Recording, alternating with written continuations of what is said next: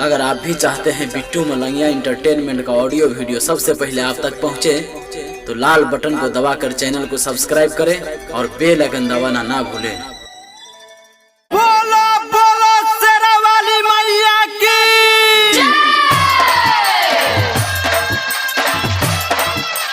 मैया है हमर पुकार चरण में कानै छी।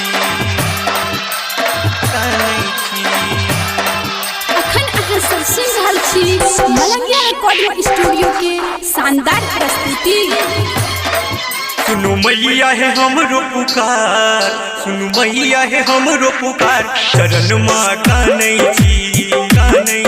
सुनु मैया है हमरो पुकार चरण में कानै छी। रोज पबजी खेलै छै भतार, रोज पबजी खेलै छै भतार अकेले घर कानै छी। सुनु मैया है हमर पुकार चरण में कानै छी। सुनु मैया है हमर पुकार चरण में कानै छी। DJ Jyoti Prakash, DJ Jyoti Prakash, DJ Jyoti Prakash. सुनु मैया है हमर पुकार चरण में कानै छी।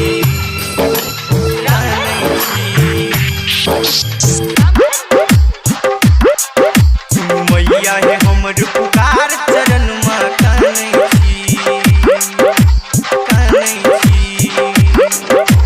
ननका ननकी रोज रोज खाइला मारि करै छै।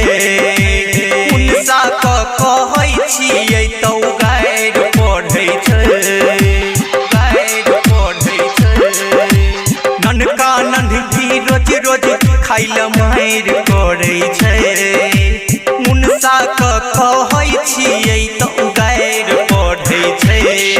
नहीं चौड़िया घर में कहियो आटो नहीं जुड़ैया। जे रोटी हुई मर्दा चूल्हे लंग हुरैया। बहे आँख से गंगा के धार वही सयाटा सानै छी। सुनु मैया है हमर पुकार चरण में कानै छी। सुनु मैया है हमर पुकार चरण में कानै छी। सुनु मैया है हमर पुकार चरण में कानै छी। डीजे ज्योति प्रकाश, सुनु मैया है हमर पुकार चरण में कानै छी। Mix by Bittu Malangia.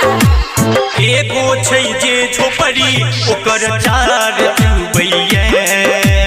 दुख पड़लिया हे हन अक्सनोर चुबैया। माँ एगो छै जे झोपड़ी ओकर चार चुबैया। दुख पड़लिया हन अक्सनोर चुबैया। पहले तो मैं बाबू सो अहाँ दूर कऽ देलिए। हनुलाल संग जियैले मजबूर कऽ देलिए। एते कठोर कलेजा ततसँ अहाँ आनै छी। सुनु मैया है हमर पुकार चरण में कानै छी। सुनु मैया है हमर पुकार चरण में कानै छी। रोज पबजी खेलै छै भतार, रोज पबजी खेलै छै भतार अकेले घर कानै छी। सुनु मैया है हमर पुकार चरण में कानै छी।